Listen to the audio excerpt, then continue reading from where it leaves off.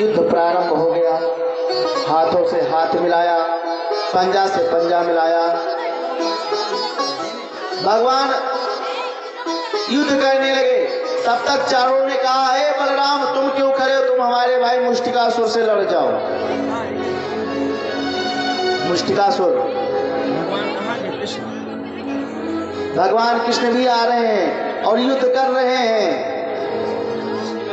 और जैसे मुष्टिकासुर से युद्ध करना प्रारंभ किए, एक बार भगवान को पिछाड़ता है, तब भगवान उसको पिछाड़ते हैं। करते करते कई बार लग रहा बहुत समय तक व्यतीत हो गया। कंस ने इशारा किया, अरे मारता क्यों नहीं है इसको। दौड़ करके चारों ने एक थप्पड़ भगवान को मारा। ऐसा लगा कि भगवान को किसी ने एक पुष्प फेंक करके मारा।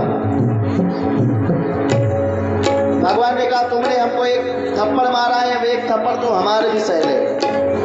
भगवान ने एक थप्पड़ खींच करके मारा और जैसे मारा चारों चित्त गिरा और चकनाचूर हो गया।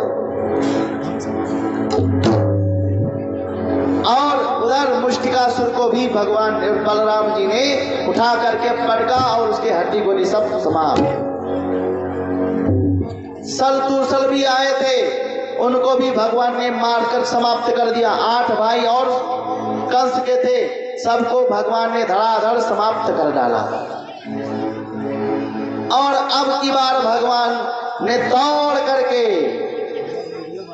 और कंस के पास में पहुंच गए। कंस के पास में कंस घबराया और कंस के सिर को पकड़ लिया, केस को, और याद दिला रहे कि तुम हमारी माँ के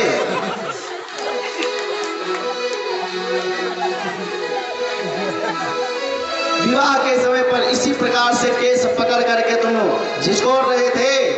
और केस को पकड़ करके और उठा करके आसन से नीचे को फेंक दिया और कंस गिरा, धराशायी हो गया।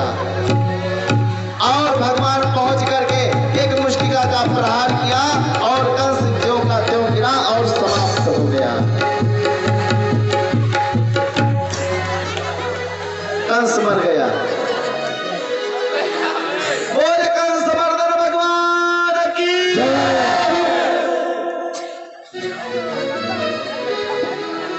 वसुदेव सुतं देवं कंस चारूणमर्दनं देवकी परमानंदं कृष्णं वंदे जगद्गुरु।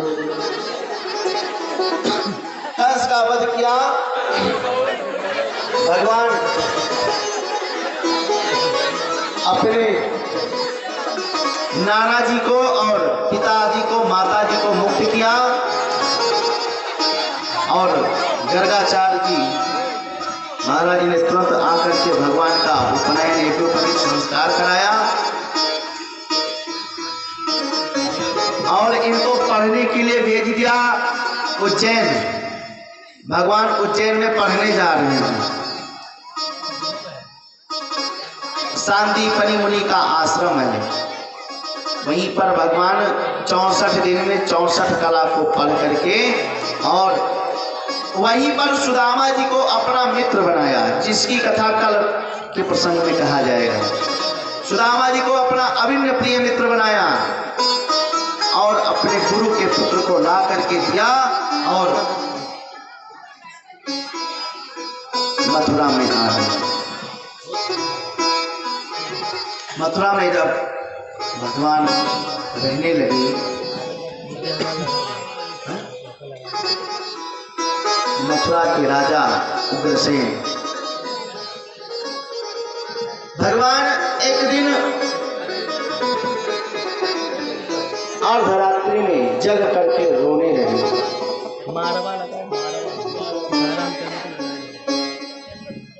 भगवान रो रहे हैं। उद्धव की आंख खुली, देखा अरे गोविंद क्यों रो रहे हैं। आकर के पूछने लगे, केशव आज तक इतना दिन व्यतीत हो गया, तुम्हारे आंखों में आंसू नहीं, आज आंसू क्यों हैं।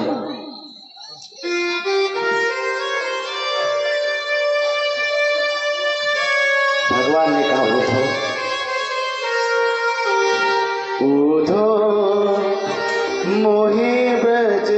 बिसरत नाही।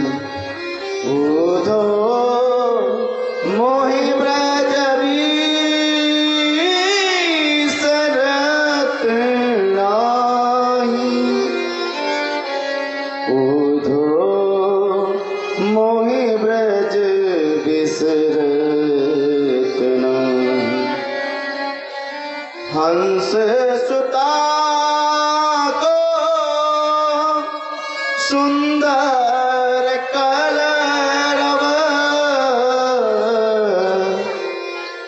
हंस सुता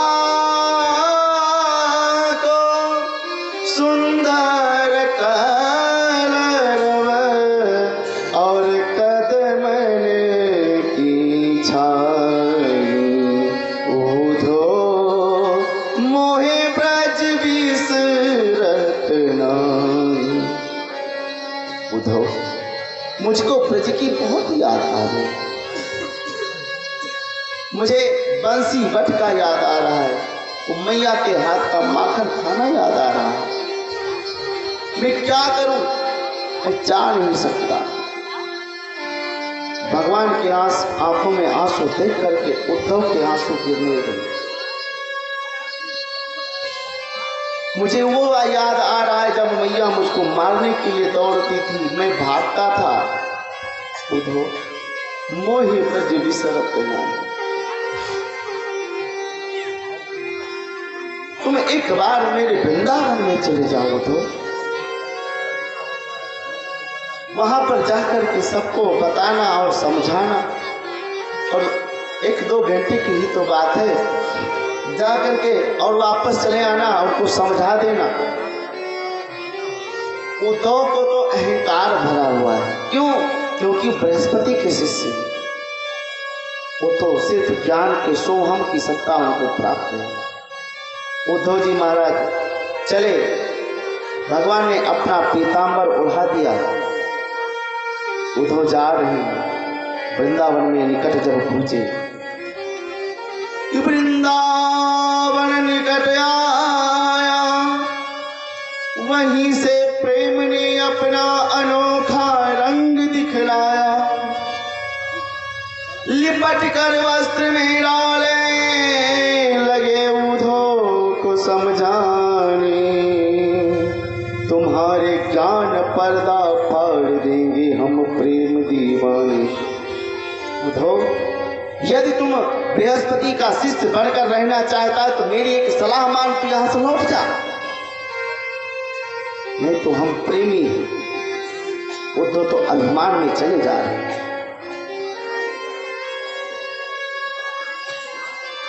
उद्धव जब वृंदावन में पहुंचे, एक ब्रजवासी रो रहा था।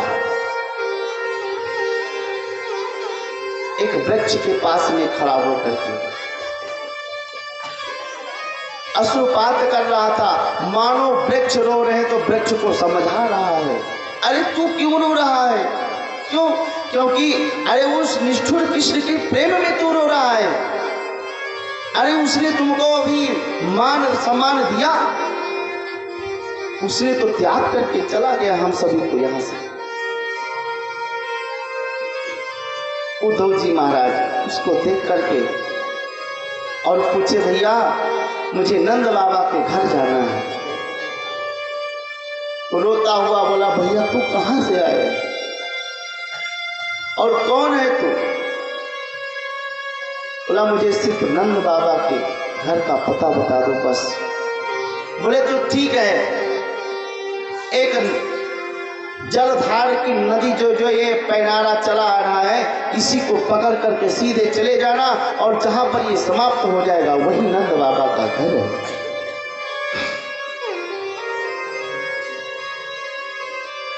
उद्धव जी महाराज चले और वो जलधारा कोई और नहीं था, वो पूरे ब्रजवासी के, पूरे गैयों के अश्रु का धारा बह रहा था।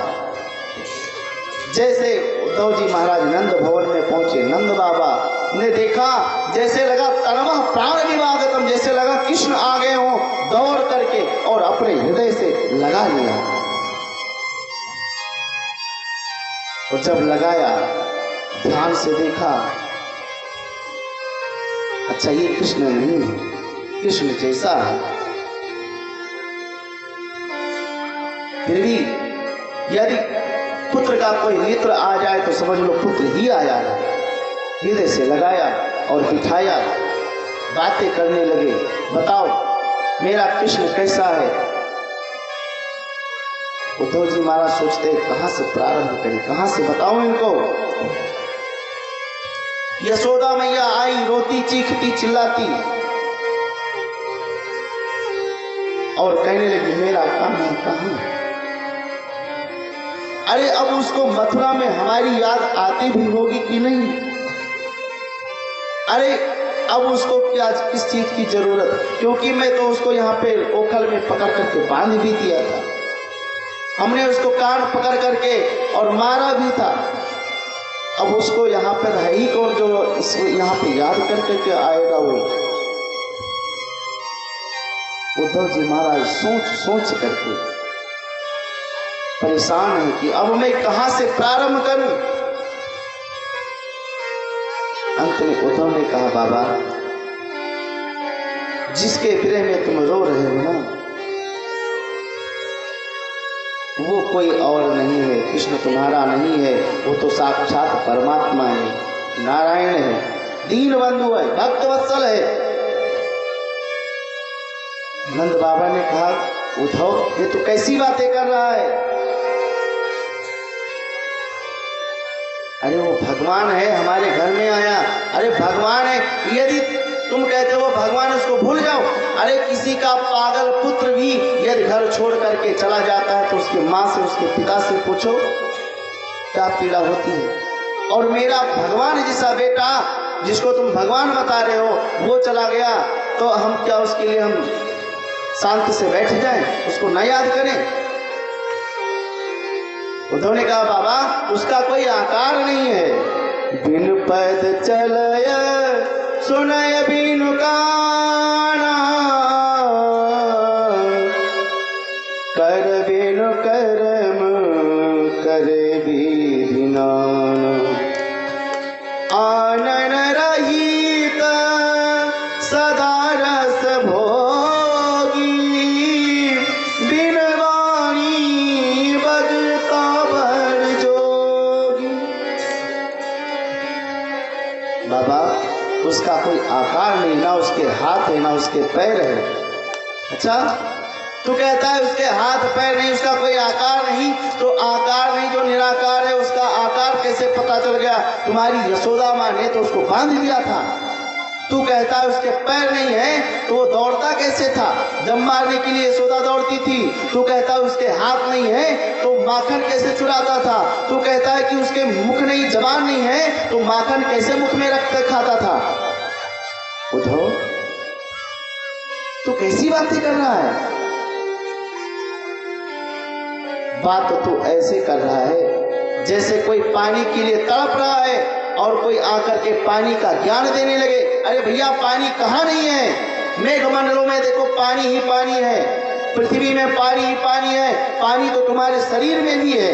तो क्या पानी की ज्ञान देने से हमारी प्यास बुझ जाएगी। प्यासा तो यही कहेगा मुझे पानी चाहिए, पानी के ज्ञान से हमको प्यास नहीं बुझेगी। अखियां हरि दर्शन की प्यासी, अखियां हरि दर्शन की प्यासी, अखियां हरि दर्शन को प्यासी। देखन चाहत कमल नयन को, देखन चाहत कमल नयन को, निस दिन रह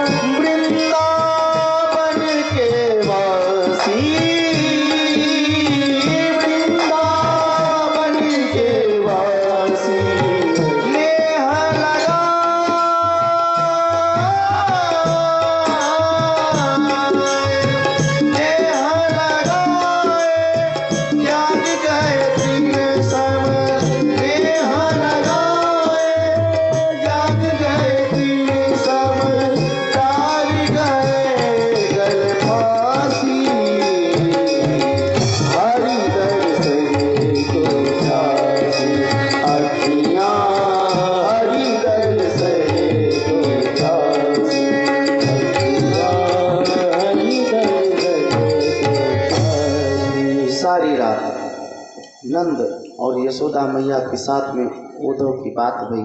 प्रातः काल भया उद्धव स्नान करने के लिए जमुना जी में गया।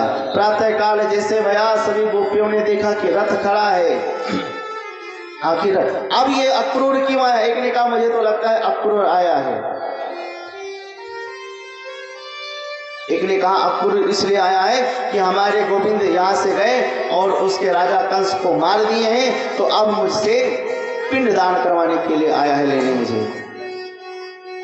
अरे वो अक्रूर नहीं, उसका नाम तो क्रूर होना चाहिए।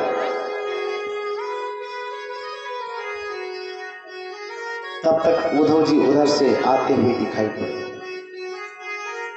एक गोपी ने देखा, कहा ओ यम अच्युत वेशभूषण धरा, अरे लगता है वो गोविंद आ रहे हैं। और निकट में जाकर के क्या देखा, अरे ये तो केशव के जैसे हैं, अच्युत के जैसे हैं, ये है नहीं। उद्धव ने कहा कि आप में से राधा कौन है? गोपियों ने कहा कि राधा से मिलना है तो चलो हमारे साथ। और राधा जी के पास में लेकर के गए। राधा जी इतने रोई थी कि एक सरोवर तैयार हो गया था उनके अश्रु से। वहां पर उद्धव ज्ञान देना प्रारंभ हो गया। उद्धव ने कहा तू किसके प्रेम में पागल हो रही है? अरे जिसने तुमको तुम्हारे प्रेम को समझाने और तुमको छोड़ करके चला गया, वो तो बड़े बड़े ज्ञान के पुल बांध रहे हैं। गोपियों ने कहा उद्धव तू कैसी बातें करता है? अरे ठीक है, ये उसने झूठ हमसे बोल दिया तो क्या हुआ, परंतु वो हमारा है और हमारा रहेगा। तुम योग हमको योग का ज्ञान बता रहे हो, ज्ञान का पाठ पढ़ा रहे हो, तुमको पता नहीं है मैं उनको छोड़ करके किसी को कैसे वर्ण कर लूं, मैं किससे प्रेम करूं? तुमको पता है प्रेम का मतलब? अरे हमारा एक ही दिल है, वो हमने कृष्ण को दे दिया। अब इसके बाद में दूसरे की बात को मानना हमारे लिए पाप है। श्याम तन श्याम मन श्याम है हमारो धन, आठों याम उद्धव हमें श्याम ही सुकाम है। श्याम ही श्याम जिए श्याम बिनु नाही जिए, आंध किसी ला करी आधार श्याम नाम है। श्याम गति श्याम मति श्याम ही है प्राणपति, श्याम सुख धाम सो भलाई आठों याम है। उद्धो तुम बड़े बौरे जो पाती लेके आए दौड़े, हम योग का हरा के यहाँ रोम रोम श्याम है। योग का हरा के यहाँ रोम रोम श्याम है। बुझो तो ज्ञान बता रहे हो? अरे जब ये बातें कर रही थी तब तक एक भंवरा आया और किशोरी के चरण कमल को कमल का पुष्प समझ करके और बैठ गया। उस भंवरे को खरी खोटी सुनाने लगी। मधुकृत बंधो मास प्रसांद्री सपत्न्या क्वचिविलुलितमारां कुंकुमस्मस्त्वभिर्नः बहप मधुपति नाम माननीनां प्रसाद बहपैव विहंगां भिक्षुचर्या चरन्ति। ए मधु तब बंधो, मधुप नाम शराबी का भी होता है और मधुप नाम भंवरे का भी होता है। अरे मत वाले तू यहाँ क्या करने आया है? काले सब कपटी कौवे की तरह होते हैं, कौवे को खिलाते चले जाओ, खाता जाएगा, अवसर पाएगा तो सर में चोंच मार करके भाग जाएगा। काले की कथा कहाँ तक तुमको सुनाए? अगर तू सुनना चाहता है काले की कपट कथा तो सुन। सुपर्णखा तो प्रेम से आई थी, प्रेम करने के लिए, विवाह करने के लिए, पर उस काले ने क्या क्या जानते हो? उस सुरूपा को कुरूपा बना दिया, नाक काट करके नकटी कर दिया। अरे बाली और सुग्रीव दो भाई थे, अरे बंदर को तो पहले भी नहीं मारते, छुप करके उसने मार दिया। और सुनना चाहता है, बलि बड़े धर्मात्मा थे। उस काले ने क्या किया, एक बौना बन करके उसको ठग लिया। काले सब कपटी होते हैं, कौवे के जैसे होते हैं, खाते खिलाते चले जाओ, खाते जाएंगे, सर में उनका मार करके भाग जाएंगे।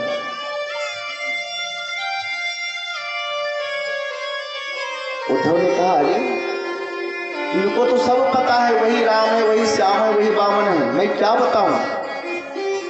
गोपियों ने कहा, उद्धव तुम कहते हो, हम तो कहते हैं कि अब किसी महफिल में जाने की हमें फुर्सत नहीं, अब किसी महफिल में जाने की हमें फुर्सत नहीं, अब किसी महफिल में जाने की हमें फुर्सत नहीं, अब किसी महफिल में जाने की हमें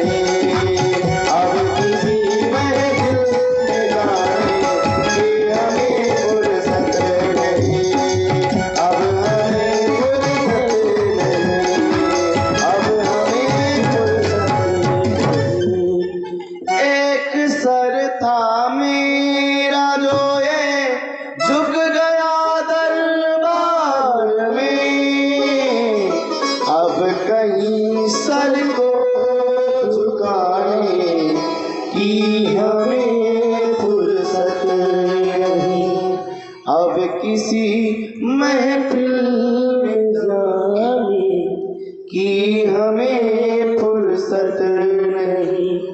उद्धव को इतना सुनाया, इतना ज्ञान बताया कि ऊधो सूधो है गए सुन गोपिन के बोल, हर ज्ञान बजाई डुग डुगी प्रेम बजायो ढोल, प्रेम बजायो ढोल। उद्धव ज्ञानी बन करके आए थे, 2 घंटे के लिए आए थे और निवास खतचित मासान 6 महीने व्यतीत हो गए। 6 महीने के बाद में जब उद्धव जी पहुंचे,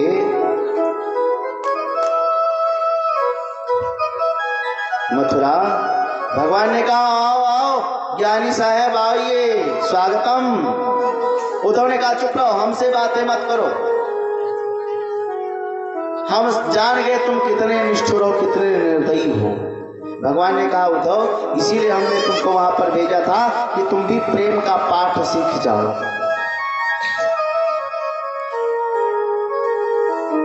भगवान उद्धव के साथ में एक दिन अक्रूर के घर ले गए और एक दिन कुब्जा के घर ले गए। यहीं पर 10वें स्कंद का उत्तरार्ध समाप्त होता है और पूर्वार्ध प्रारंभ होता है। कंस का जब वध हो गया तो कंस की 2 पत्नी थी, अस्थि और प्राप्ति। ये अपने पिता जरासंध के पास में गई और अपने वैधव्य का कारण बताया और बताया कि उन्होंने हमारे पति का वध कर दिया। महाराज, जरासंध 23 अक्षौहिणी सेना को लेकर के मथुरा पर आक्रमण किया। 23 अक्षौहिणी से अधिक कहीं सेना होती नहीं है। व्याकरण में 23 अक्षौहिण्याम उपसंख्यानम, इसके बाद में संख्या है ही नहीं। 23 अक्षौहिणी सेना को लेकर के 17 बार आक्रमण किया और भगवान 17 बार उसको हरा दिए। आखिर क्यों 17 बार उसको हराते चले गए? क्योंकि जरासंध है ये दैत्यों का सरदार है। जरासंध को इसलिए बार बार छोड़ रहे हैं कि ये देश भर के विदेशों के जितने राक्षस हैं, जितने दाढ़ी वाले हैं, सबको बटोर ले लेकर आएगा और हम यही पे इसको मारते रहेंगे मथुरा में बैठ करके। भारत के ही नहीं, जितने अन्य देश के हैं, सब दाढ़ी वाले को पकड़ कर लेकर के आएगा और यहीं पर उसको हम मारेंगे।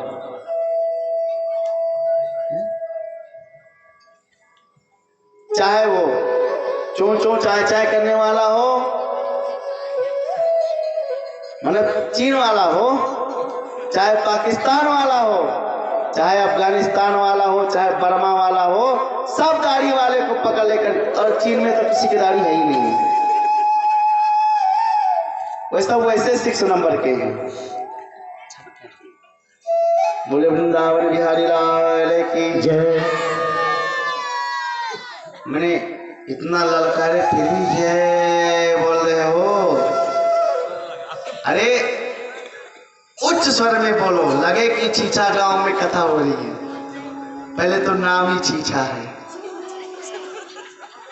तो इस नाम को उजागर तो कर दो, छीछा से अच्छा हो जाए। बोले वृंदावन बिहारी लाल की जय। हाँ, ये बात है, ऐसे बोलना चाहिए। भगवान 17 बार उसको छोड़ दिए हरा करके।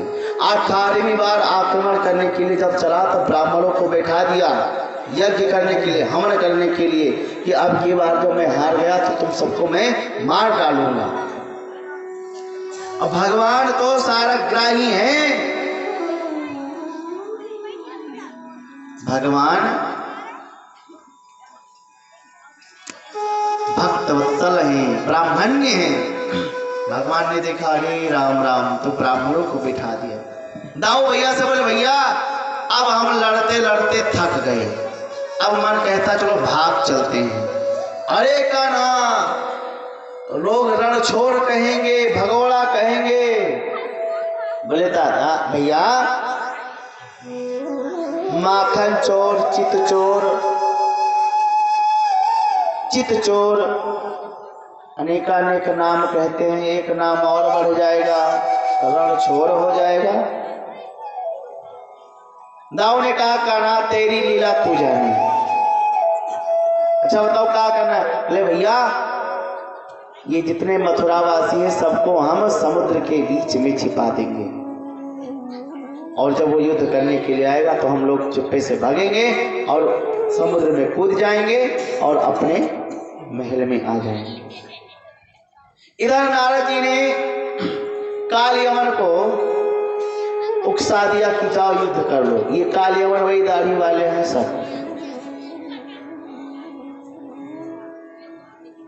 कालियमन भगवान को जब युद्ध करने के लिए आया भगवान से, तो भगवान पद्ममाली निरायुध, कोई बिना आयुध लिए निकल पड़े युद्ध करने के लिए। और जब युद्ध करने के लिए निकले तो कालियमन दौड़ा भगवान को मारने के लिए। भगवान आगे आगे पीछे पीछे कालियमन। एक गुफा में भगवान प्रविष्ट हो गए जहां पर मुचकुंद जी महाराज सो रहे थे। मुचकुंद को अपना दुपट्टा उतार करके और उड़ा दिया और अपना वहीं पे छिप गए। छिपे और जैसे कालियमन उसने पहुंचा, देखा अरे राम राम, यहां पर आकर के छिप गया। ये मारा खींच करके लात, और जैसे लात मारा महाराज मुचकुंद की आंखें खुल गई। और जब आंखें खुली तो जैसे नेत्र खुला, महाराज कालियमन जल करके भस्म हो गया।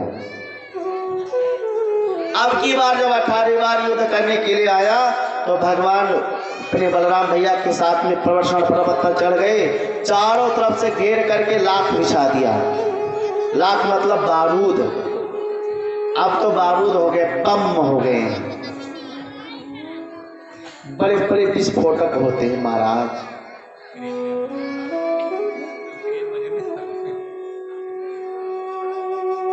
आग लगा दिया, सब धू धू करके जलने लगा। भगवान उसी पर से कूद करके समुद्र में और पहुंच गए अपने द्वारिका में। इधर जरासंध ने समझा कि कृष्ण और बलराम जल करके खाक हो गए। जब जल करके राख हो गए, भ्रांति हो गई, तो डुगडुगी बजाता हुआ और अपने मगध देश को लौटाया।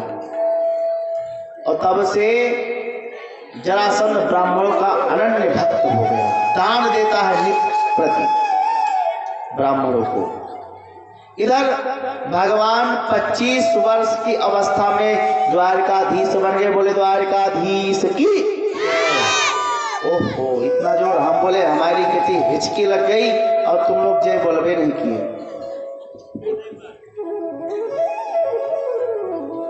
और भगवान प्रथम विवाह रुक्मणी से कर लिया। बोलिए रुक्मणी रमण भगवान की। परीक्षित ने कहा सुनो महाराज, सुनो। क्या? बोले इस विवाह के बारे में हमने कुछ सुना है। क्या सुना है? बोले हमने ये सुना है कि भगवान इस विवाह को राक्षस विधि से किए। तब सुनाना प्रारंभ किया। राजा भीष्म को नाम विदर्भाधिपतिर्महान्, तस्य पंचाभवन पुत्र कन्यका च वरानन। राजा भीष्म की एकलौती बेटी थी जिसका नाम था रुक्मिणी। 5 पुत्र थे, रुक्मरथ, रुक्मबाहु, रुक्ममाली, रुक्मकेशी और रुक्मी, और एक कन्या थी जिसका नाम था रुक्मिणी। एक दिन अपने 5 पुत्रों को बिठा करके भीष्मक जी ने कहा, बेटा तुम्हारी बहन सयानी हो गई है, अब इसका कहीं पर संबंध पक्का करना है, और हमको तो द्वारिकाधीश से सुंदर कोई वर नहीं मिल रहा। चारों भैया तो कुछ नहीं बोले। बड़ा भाई जो बड़ा बेटा था रुक्मी, वो तमक करके खड़ा भया, अरे पिताजी, उस भगोड़े के साथ में मैं अपनी बहन का विवाह कदापि नहीं कर सकता। और यूं कह करके और अपना खंजर तलवार उठाया और अपने सभा से बाहर चला गया। सायंकाल में लौट करके आप बोले, पिताजी परसों बारात आ रही है। अरे इतना जल्दी तुमने विवाह तय कर दिया? बोले पिताजी हमारा कोई ऐसा वैसा रिश्ता हमने कहीं नहीं बना करके आए हैं। तो बोले दमघोष चेरी नरेश शिशुपाल के साथ में हम विवाह पक्का करके आए हैं। और जब रुक्मिणी मैया ने सुना, सोई रोने लगी, अरे राम राम, हम तो द्वारिकाधीश के नाम की माला जप रही हैं और ये कोई छोटा सा पाल आ रहा है, शिशुपाल। भाभी से जाकर के कहने लगी, भाभी यदि हम विवाह करेंगे तो द्वारिकाधीश से, अन्यथा 7 जन्म तक जीवित 7 जन्म ले लेंगे, परंतु विवाह तो द्वारिकाधीश से करेंगे और किसी से नहीं। भाभीओं ने कहा कि अब ये सब कहने से तो अब बात बनेगी नहीं, एक काम करो, एक पत्र लिख करके द्वारिकाधीश के नाम से डाल दो। रुक्मिणी मैया ने तुरंत 7 श्लोक का एक पत्र लिखा और एक ब्राह्मण को दिया, महाराज इसको ले जाना और द्वारिकाधीश को दे देना। ये द्वारिकाधीश को दे करके कहना कि ये आपका पत्र है, इसको आप पढ़ करके तुरंत आप अपना कार्य कीजिए। पंडित चला, पहुंच गया द्वारिका में। जैसे गेट पर पहुंचे, दूतों ने संदेश दिया, महाराज एक ब्राह्मण आया है। भगवान दौड़ करके आए और पंडित जी को अपने कक्ष में लेकर के गए। कक्ष में लेकर के गए और कहा, ब्राह्मण आपका आगमन कैसे हुआ? तुरंत निकाल करके पत्री, बोले महाराज लीजिए, पढ़ लीजिए। भगवान ने कहा, ब्राह्मण तुम ही वांच दो। बोले महाराज ये कोई प्राइवेट पत्र नहीं है, ये जो सबके सामने पढ़ा जाए, ये आपका पर्सनल पत्र है, ये आप पढ़ सकते हैं। बोले ब्राह्मण आज तक हमने कोई कार्य ऐसा नहीं किया जो ब्राह्मण लोग न जानते हैं, तुम ही पढ़ो। ब्राह्मण पत्री को पढ़ने लगा।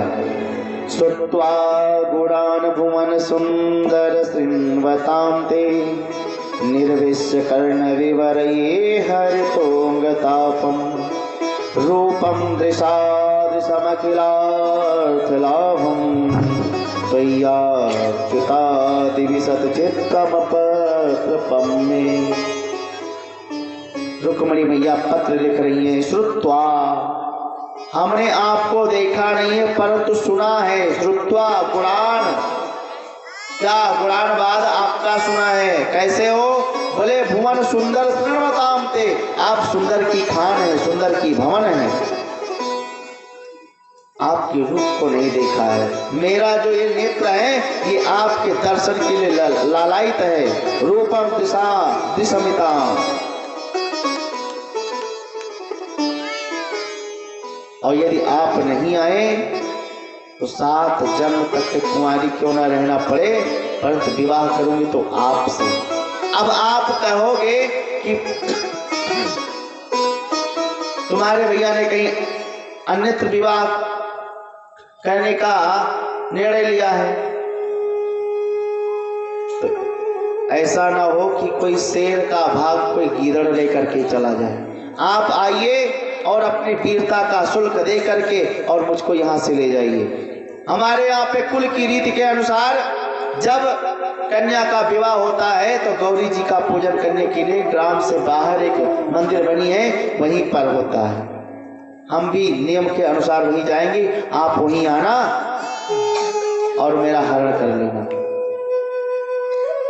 भगवान ने पत्र को सुन करके ब्राह्मण से कहा, ब्राह्मण जो दशा इस पत्र में लिखा है सेम यही दशा हमारी है। महाराज आपकी क्या है, आप भी सुनाए दो।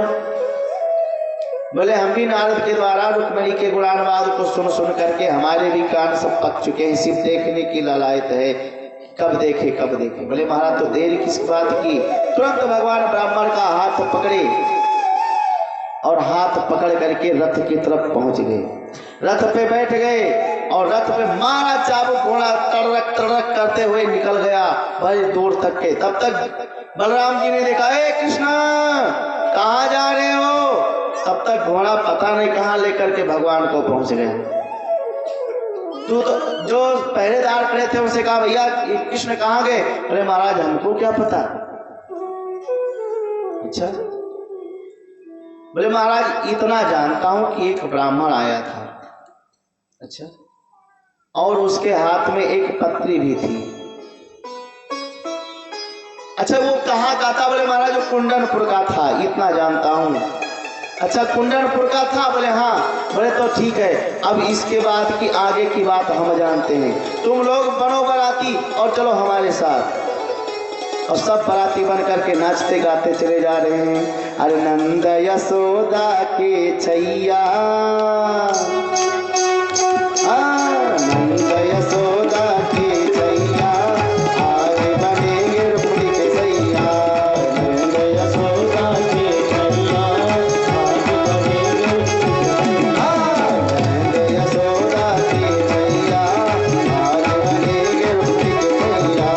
नंद यशोदा के छैया, आगे बनेंगे अवसर कितना प्यारा है, अवसर कितना प्यारा है, सारे जग से निराला है, सारे जग से निराला है। अरे दुल्हन रुक्मिणी रानी है और दूल्हा नंद दुलारा है। दुल्हन रुक्मिणी रानी है और दूल्हा नंद दुलारा है। मेहंदी लगाओ मिलके सखियां, मेहंदी लगाओ मिलके सखियां, आई है मंगल घड़िया। नंद यशोदा के छैया, आज बनेंगे रुक्मिणी के सैया।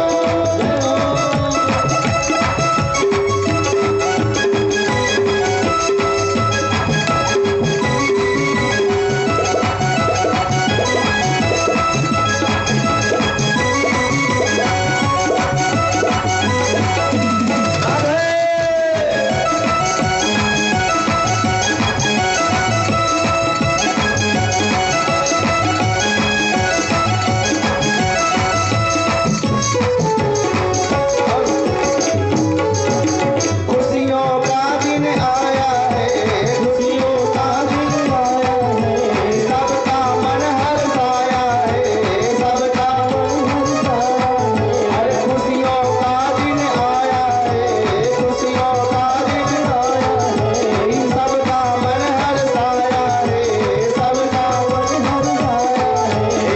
आज ये नीरज झूम रहा, मुझको को बरसाया है। आज ये नीरज झूम रहा, मुझको को बरसाया है। अरे फूल भई खिलकर कलियां,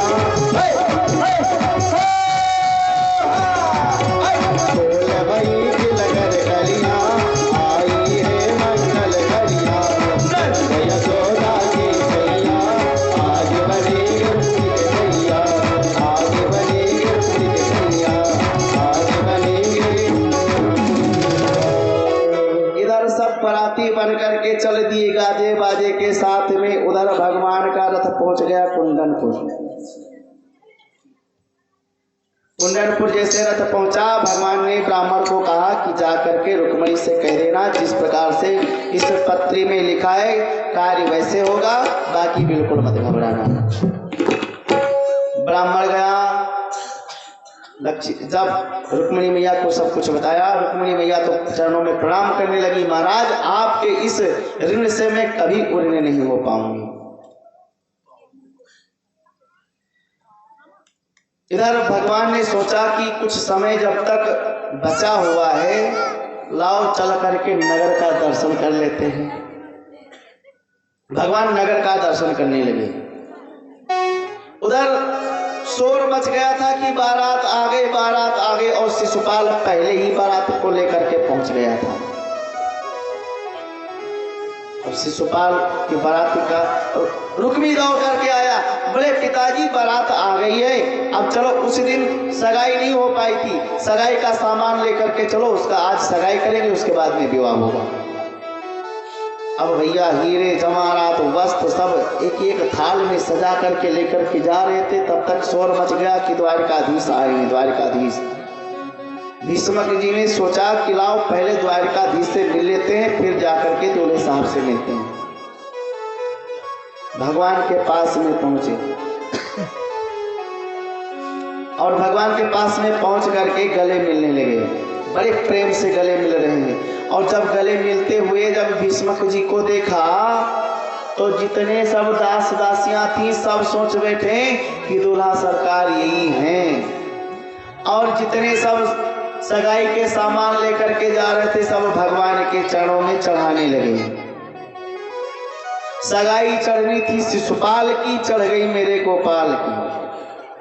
भीष्मक जी ने सोचा अरे राम राम, तो सब गड़बड़ हो गया। भगवान ने कहा महाराज इसकी क्या आवश्यकता थी। भीष्मक जी ने सोचा गड़बड़ तो हो ही गया, अरे महाराज ये सब हम क्या दे सकते हैं, हम तो तुच्छ कुछ आपको भेंट करें, इसको स्वीकार कर लो और चलो हमारे घर। भगवान ने कहा देखो आपने कोई चिट्ठी पत्र तो दिया नहीं था, हम इधर से घूमते हुए जा रहे थे तो हमने सोचा तुम्हारे महल का तुम्हारे नगर का दर्शन कर लें। भीष्मक जी ने सोचा ये चले जाए तो ही ठीक है, क्योंकि मेरा जो रुक्मी बेटा है महानास्तिक है। भगवान उधर रुक्मिणी मैया गौरी मैया का पूजन करने के लिए जा रही हैं। उधर गौरी पूजन करने जाएंगी और भगवान आएंगे, अपहरण कर लेंगे उनका। अपहरण नहीं, सॉरी, हरण कर लेंगे। भगवान बोले महाराज अब हमको चलना चाहिए। भीष्मक जी ने कहा महाराज आते रहना। भगवान ने कहा कि भगवान ने चाहा तो अब आना जाना लगा ही रहेगा। अब भगवान तो सब सही कह रहे हैं, भीष्मक जी नहीं समझे। इधर रुक्मिणी मैया अपने सखियों के साथ में अरे गौरी दरबार चलो सखी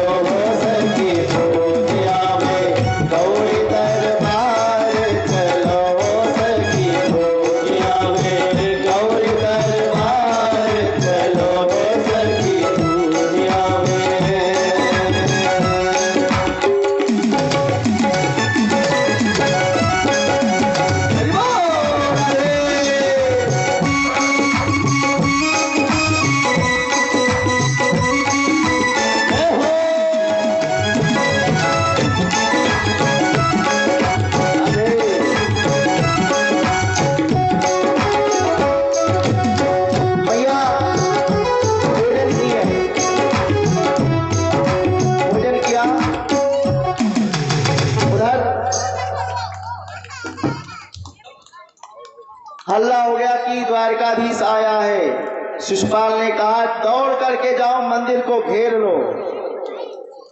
भगवान मंदिर के पास में पहुंचे। अभी रुक्मिणी भगवान बैठ जाएंगे और विवाह इनका सुंदर से द्वारिका में किया जाएगा। अभी यहां से भगवान मंदिर के पास में पहुंचे। अरे बड़े बड़े सब सेवक लोग लगे हुए थे, काले कलोटे सब। कोई लंबा था, इतना काला कि वो हंसे तो दांत दिखाए सफेद सफेद। किसी के दांत यहाँ से निकल के यहाँ पहुंच गए थे। मतलब वो सब राक्षस दैत्य थे। आप लोग दैत्य नहीं हैं, फिर भी दैत्य से कम नहीं है। भगवान अब रुक्मिणी मैया घबरा गई। अरे राम राम, हमने तो पत्र में लिखा था वहां पर कोई नहीं होगा, तो यहाँ पे तो बड़ी लंबी लाइन कतार लगी। अब मेरे भगवान कहाँ पर होंगे, कैसे होंगे? परंतु लाखों में एक होंगे, ऐसा कहा। और बाहर निकली तो सब जितने सेवक थे कह रहे अरे या की चाल देखो। एक कहता चाल क्या देख रहे हो, उसके पांव की घुंघरू देखो कितने छम छम बज रहे हैं। एक ने कहा घुंघरू तो बहुत से हैं। अरे मुखमंडल देखो जैसे लगता है कि चंद्रमा प्रकट हो गए। सब बखान कर रहे थे कि तब तक भगवान द्वारकाधीश दिखाई पड़ गए। द्वारकाधीश ने हाथ उठाया कि हम ही हैं। भगवान अपने रथ से उतर करके और रुक्मिणी मैया के हाथ को पकड़ लिया। सब सेवक कहते अरे वाह, जोड़ी देखो, जैसे लग रहा है कि दो सूर्य प्रकट हो गए हैं। एक ने कहा अरे जोड़ी क्या कह रहे हो? अरे दोनों की चाल देखो, कितने मंद गति से, जैसे लगता है कोई गज जा रहा है। एक ने कहा चाल क्या देखते हो? अरे इन दोनों का मुख देखो। एक ने कहा मुख क्या देखते हो? तब तक भगवान रथ के पास में पहुंच गए। एक ने कहा अरे रथ को देखो, जैसे लगता है स्वर्ग से उतरा हो।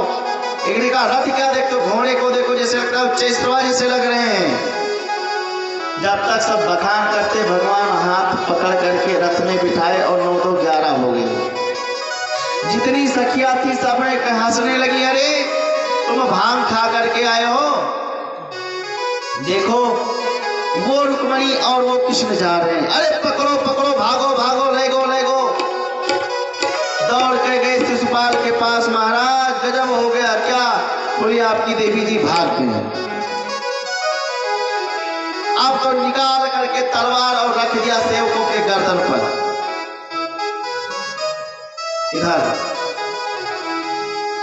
जब शिशुपाल कुछ नहीं कर पाया तो रोता हुआ अपनी डोली में बैठ करके अपने घर चला गया। भगवान ले करके पहुंच गए